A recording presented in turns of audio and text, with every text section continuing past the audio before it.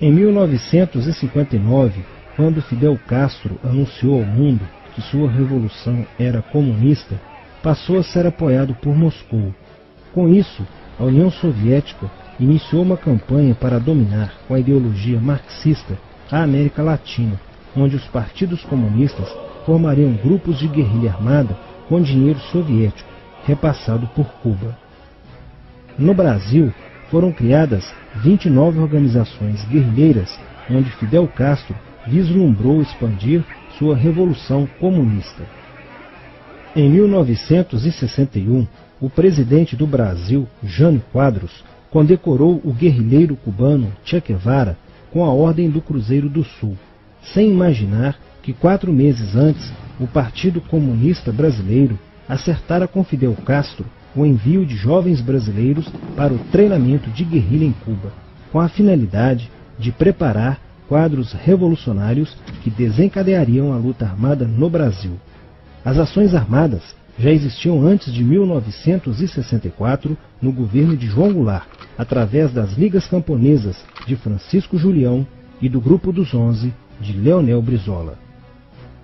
Com a chegada ao poder, em 1964, do presidente Castelo Branco, centenas de comunistas e políticos de esquerda refugiaram-se no Uruguai, onde formariam a Frente Popular de Libertação, que a partir de 1965 empreenderia atos de sabotagem urbana e focos de guerrilha rural no Brasil, principalmente na Serra do Caparaó, cujos guerrilheiros, apoiados por Leonel Brizola, foram combatidos e vencidos por tropas da Polícia Militar de Minas Gerais.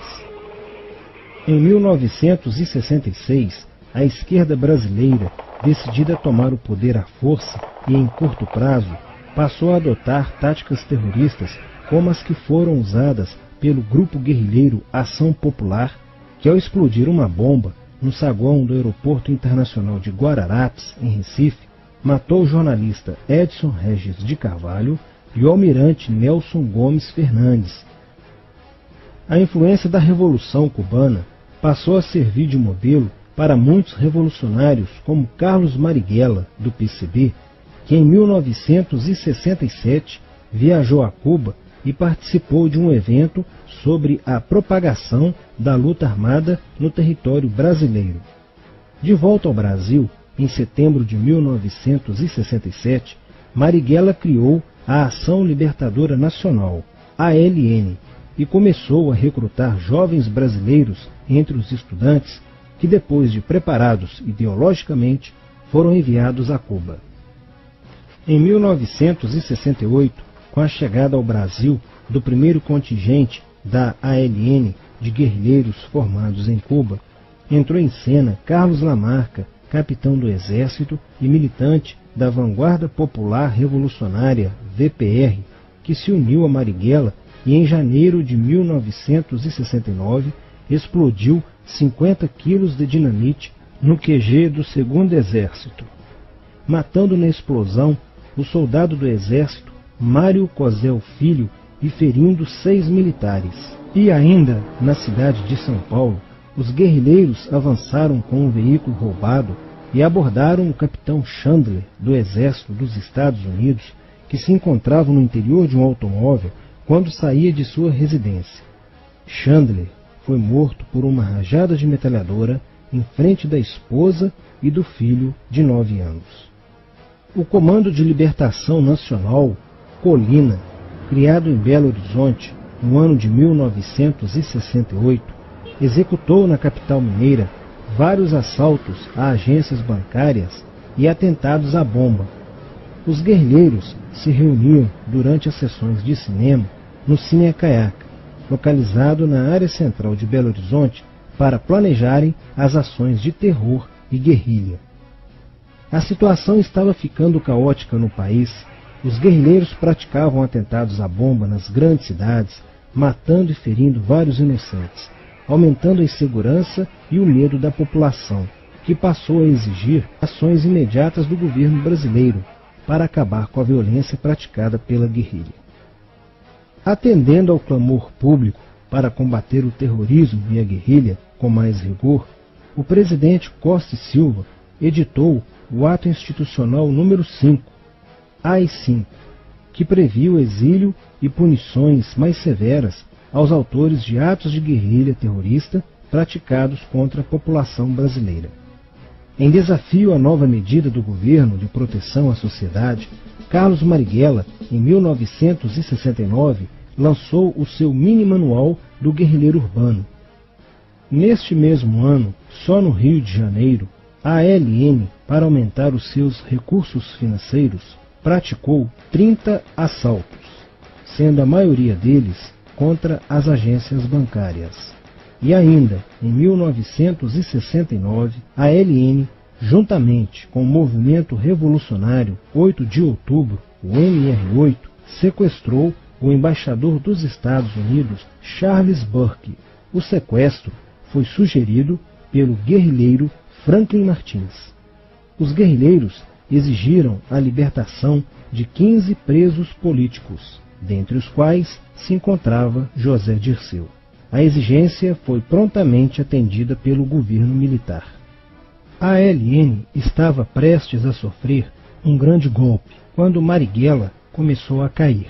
Após a prisão de um militante de sua organização, no dia 1º de outubro de 1969.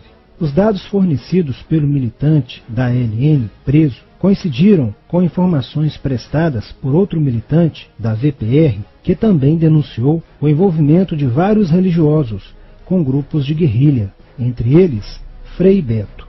Quando Frei Fernando e Frei Ivo, também envolvidos com os grupos guerrilheiros, foram presos e logo após interrogados, os religiosos entregaram o ponto de contato de Carlos Marighella, na cidade de São Paulo. No dia 4 de novembro de 1969, o ponto foi cercado pela polícia, onde Marighella, percebendo o cerco, reagiu e foi morto. Depois da morte de Marighella, centenas de guerrilheiros foram presos e mais de 300 armas apreendidas.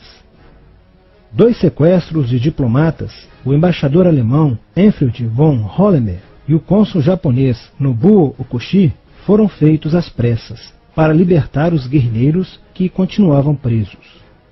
Inspirados no marxismo cultural, vários militantes da esquerda brasileira iniciaram a estruturação de uma organização que se infiltrou nas faculdades brasileiras, bem como no meio artístico e cultural, e principalmente nas edições de jornais, setores estes com grande poder de influência sobre a formação da opinião popular.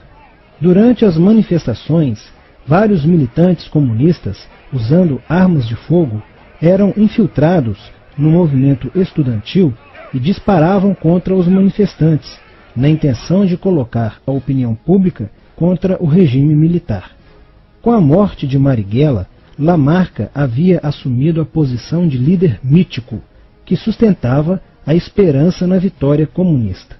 Em 1970, quando o embaixador suíço Giovanni Butcher foi sequestrado, o governo se recusou a soltar os presos da lista apresentada pelos guerrilheiros. Depois de 40 dias de sequestro, os guerrilheiros quiseram matar o embaixador suíço. Porém, o governo militar cedeu e as exigências dos guerrilheiros sequestradores foram atendidas, preservando a vida do diplomata. Na cidade de São Paulo, o cerco sobre a vanguarda popular revolucionária, liderada por Carlos Lamarca, estava se fechando. Isso fez com que Lamarca fugisse para o Vale da Ribeira e montasse um campo de treinamento para a guerrilha. Na tentativa de descobrir este campo, tropas da Polícia Militar do Estado de São Paulo foram deslocadas para a região. No dia 8 de maio de 1970, um pelotão comandado pelo tenente da Polícia Militar, Alberto Mendes Júnior, foi emboscado e rendido por guerrilheiros da VPR.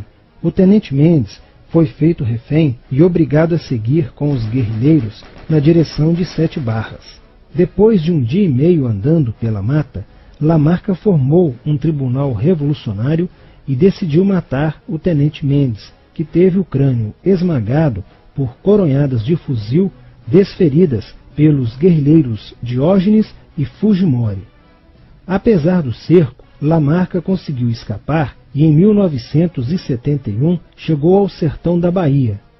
Depoimentos de guerrilheiros presos em Salvador levaram o exército ao esconderijo de Lamarca, que, estando armado de metralhadora, reagiu à prisão e foi morto.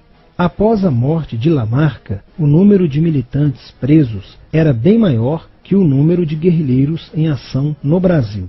Os guerrilheiros, percebendo que o cerco estava se fechando, passaram a sequestrar aviões comerciais e obrigar o piloto a desviar para outro país, onde pudessem se exilar. 4 desses aviões foram desviados para Cuba. Os guerrilheiros comunistas estavam perdendo a guerra. Os militantes que abandonavam as armas eram acusados de traição nos tribunais vermelhos e executados pelos próprios companheiros, em atos de justiçamento. Já no início de 1971, o PCdoB conduzia o trabalho de campo na região do Araguaia, na divisa entre os estados de Goiás, Pará e Maranhão, com a missão de implantar um núcleo guerrilheiro que tinha por objetivo fomentar uma revolução socialista, onde centenas de guerrilheiros já haviam se estabelecido há pelo menos 6 anos. No início de abril de 1972, o presidente Médici enviou à região do Araguaia equipes especializadas em inteligência que, da busca do conhecimento sobre a atividade clandestina, logo efetuaram as primeiras prisões, entre elas a de José Genuíno, primeiro guerrilheiro preso no Araguaia.